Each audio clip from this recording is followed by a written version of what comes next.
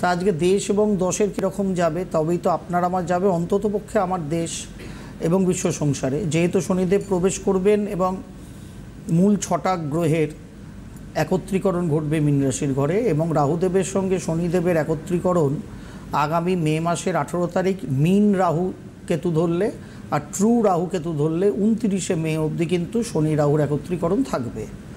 এবং শনিদেব থাকবেন আগামী 2027-এর 3 জুন অবধি মীন রাশির গৃহে।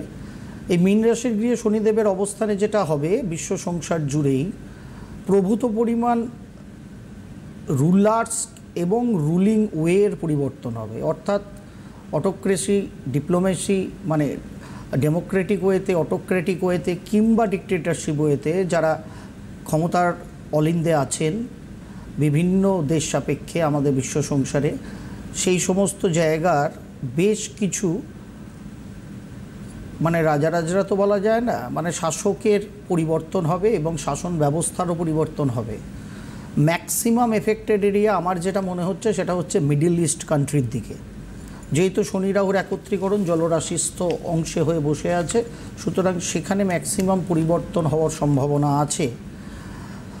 এবং নানাবিধ ঝামেলা ঝঞ্ঝাট অশান্তি এর সঙ্গে তো থাকবেই। আমার দেশেও বৃহত্তর ক্যাবিনেটের পরিবর্তন আগামী বছর গোড়াতে আসতে পারে, এই বছরেও কিছুটা হতে পারে। বৃহত্তর ক্যাবিনেটের পরিবর্তন আমার দেশ সাপেক্ষেও সরকার পক্ষের আগামী বছরের গোড়াতে হতে পারে।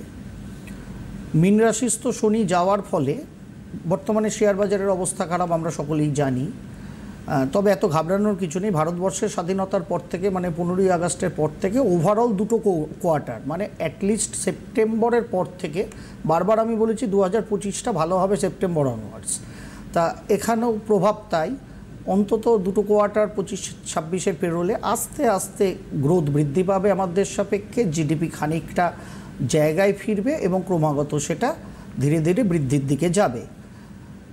পেট্রোল ডিজেল থেকে ভোজ্য তেলের দাম খুব একটা বাড়বে না, হয়তো কিছু কমতে পারে, এটা পজিটিভ, বুঝলেন। সোনার দাম অটোমেটিক্যালি এখন কমছে না, এবং নতুন যখন সৌর বছর আসবে তখন বলবো সোনার দামের অবস্থা কী হবে আর কি। তো যাই হোক, সেটা পরের ব্যাপার। সোনা দানা নিয়ে তো অত আপনার আমার কাজ কারবার নেই, থাকলেও সামান্য প্রয়োজনের তাগিদে। এবার তার দর যাই হোক, 80,000 হোক আর 1,80,000 হোক, একটু একটু তো করতেই হবে প্রয়োজনে, সুতরাং ওটাকে নিয়ে গেলাম না। সাধারণভাবে লেবার ক্লাস রিলেটেড যে মানুষজন আছেন আমার দেশে, তাদের জন্য সরকার বাহাদুর অনেক কিছু নতুন প্ল্যান, প্রোগ্রাম এবং তাদের প্রোগ্রেসের জন্য নানাবিধ স্কিম আনতে পারে। শনি যেহেতু জলরাশিস্থ মীন রাশির গৃহে যাবেন, যার ফলে আমার দেশের নেভাল ফোর্স অর্থাৎ নেভির প্রচুর আধুনিকীকরণ ঘটবে এবং প্রচুর অস্ত্রশস্ত্রে আমাদের যে নৌসেনা বাহিনী সজ্জিত হবে।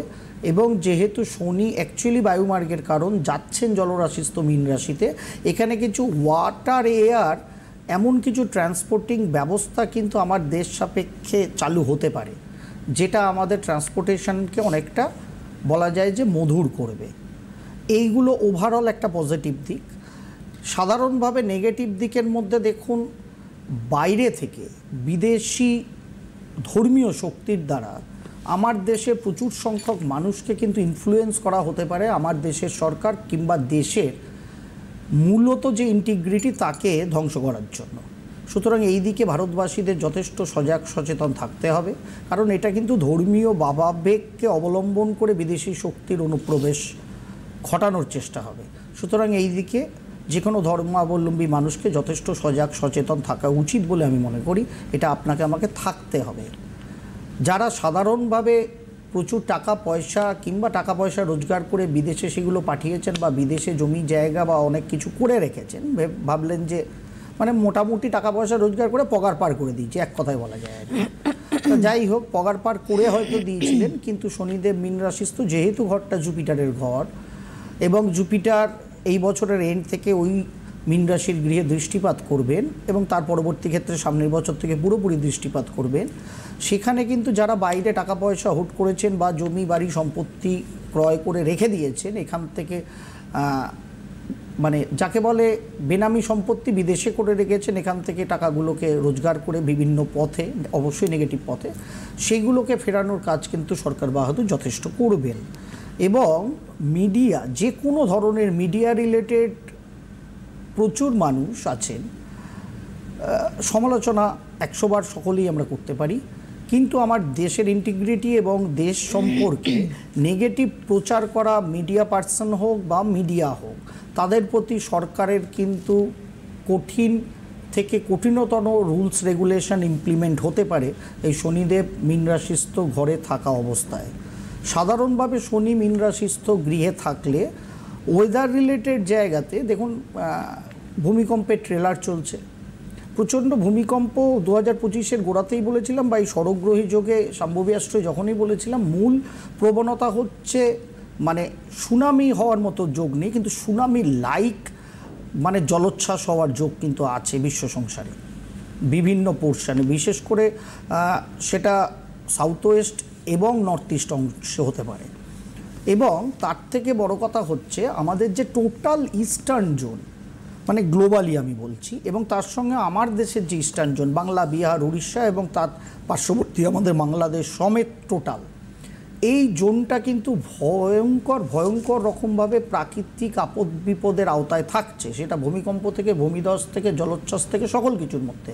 সুতরাং এই ব্যাপারে আমাদের যথেষ্ট অ্যাওয়ার থাকা উচিত যতটা পারা যায়, এবং অবশ্যই তার সঙ্গে বিভিন্ন প্রশাসনিক অ্যাঙ্গেলে যারা আছেন তাদেরও আগাম সতর্কতা গ্রহণ করা উচিত। শনিদেব যখনই মীন রাশিস্থ গৃহে থাকছেন, এবং সেটা বৃহস্পতি দেবের ঘর, বিভিন্ন রকম গ্রহের দোলাচলে, এখন তো প্রচণ্ড গরম, হ্যাঁ ফোন নেব হয়ে গেছে প্রায়, এখন তো প্রচণ্ড গরম অবশ্যই, কিন্তু সেপ্টেম্বরের মিডল বা এন্ড থেকে এবং মূলত অক্টোবর নভেম্বর এই অনওয়ার্ডস ভয়ঙ্কর রকম কোনো ধর্মীয়, মানে যাকে এক কথায় বলে কমিউনাল রায়টসের মতো ব্যাপার স্যাপার সৃষ্টি আমাদের সাউথ ইন্ডিয়া বেস্ট অংশে কিন্তু হতে পারে। এবং as well as not only communal riots, তার সঙ্গে south India, entire south India, এবং তার সঙ্গে আমাদের পার্শ্ববর্তী শ্রীলঙ্কা, সেই অংশে কিন্তু মানে ভয়ঙ্কর রকম বৃষ্টিপাত, জলোচ্ছ্বাস, এবং তার ফলে একটা বন্যা দুর্গত অংশে পরিগণিত হয়ে যেতে পারে টোটাল সাউথ ইন্ডিয়া, তার সঙ্গে কিন্তু শ্রীলঙ্কা অ্যাজ ওয়েল অ্যাজ। সুতরাং এই জায়গাটা একটা হঠাৎ রকমের এরকম নেগেটিভ এফেক্ট বছরের এন্ড পার্টে আসতে পারে, এবং এইটা আসার ফলে যেটা হবে, এখন গরমে ঝলসে আপনাকে আমাকে যেতে হবে, হালকা পাতলা জামাকাপড় পরতে হবে, সুতি বস্ত্র ব্যবহার করতে হবে, অ্যান্টিঅক্সিডেন্ট খাবার টাবার খেতে হবে, সবথেকে সহজলভ্য প্রত্যেক বছর আমি বলি কাঁচা আম।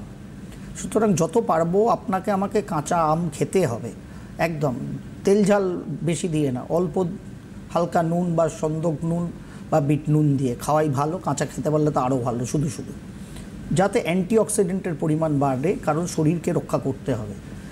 আপাতত গরমকে এইভাবে রক্ষা করে গেলে বর্ষাকালে যে সাউথ ইন্ডিয়া রিলেটেড জায়গায় সেপ্টেম্বর মিডলের পর বা অক্টোবর নভেম্বর থেকে অ্যাটলিস্ট যে ওয়েদার তৈরি হবে, যত পরিমাণ বৃষ্টি হবে সেটা কিন্তু প্রায় বন্যা ঘটিয়ে দিতে পারে। এবং তার ফলত কামিং যে আমাদের শীতকাল আসবে মোটামুটি নভেম্বরের এন্ড, ডিসেম্বর, জানুয়ারিতে, সেখানে কিন্তু থরহরিকম্প ঠান্ডা আসবে। আজকে থেকে একটু অনুভব করি যে ঠান্ডা এসে গেছে, তাহলে দেখুন গরমটা কমে যাবে। 40 ডিগ্রি আজকে কলকাতায়, সিমস টু বি মেবি 43। সহ্য তো করতে হবে, সূর্যদেবকে তো চোখ রাঙিয়ে কিছু করা যাবে না, আর প্রশাসনিক কর্তাতা পুলিশ লেলিয়েও সূর্যদেবকে আটকাতে পারবেন না, এমন একটা পক্ষ আর কি উনি, যার ফলে উনি চোখ রাঙাবেন, সবাইকে সেটা সহ্য করে নিতে হবে, কিছু করার নেই। কিন্তু সেখান থেকে বেঁচে আপনাকে আমাকে থাকতে হবে। আর আগাম বলে রাখলাম যে 26-এর মানে 25-এর এন্ড টু 26-এর গোড়ায় যখন শীতকাল আসবে, প্রচুর শীত অপেক্ষা করছে। সুতরাং সেই আনন্দে মোটামুটি মনস্তত্ত্বটাকে যদি আমরা একটু ব্যালেন্স করে নিতে পারি এখন থেকে, দেখুন অনেকটা কুল ডাউন হয়ে যাব মেন্টালি এবং ফিজিক্যালি আমরা। সুতরাং এইভাবে আমাদের চলতে হবে। দেশ দশের ক্ষেত্রে এই প্রভাবগুলো শনিদেব বিস্তার করবেন এন্টায়ার 2025, 26 এবং 27 জুন, মানে ওভারঅল এই যে 2.25 বছর প্রাথমিক ক্ষেত্রে থাকবেন শনিদেব মীন রাশির ঘরে। সেখানে অবশ্যম্ভাবী বিশ্ব সংসারের কোনো না কোনো দেশের বড় রুলার, তার পরিবর্তন হবে, রুলিং যা সিস্টেম আছে তার পরিবর্তন হবে, এবং বড় রুলারের মৃত্যু অবধি হতে পারে। সেরকম ইন্ডিকেশন নিয়ে কিন্তু শনিদেব আগামীকাল সন্ধ্যাবেলা মীন রাশির গৃহে প্রবেশ করছেন। এই অনুষ্ঠানটা তুলে রাখতে হবে, কারণ এটা যখন ঘটবে এই ক্লিপিংসটা আমরা দেখাবো দিদি। হ্যাঁ একদম। কারণ এটাই আমি কনফার্ম আছি। জ্যোতিষশাস্ত্রে ওভারঅল মোটামুটি যতটা পড়তে পারি কম বেশি 70-80% কনফার্মই থাকি আমি। পুরোটা বলতে পারলে তো আমার নাম মহর্ষি পরাশর হতো কৌশিক কাশ্যপের জায়গায়, তা সেটা তো হতে পারে না। সুতরাং আমি যতটা বুঝি, দেখি, জানি সেটারই চেষ্টা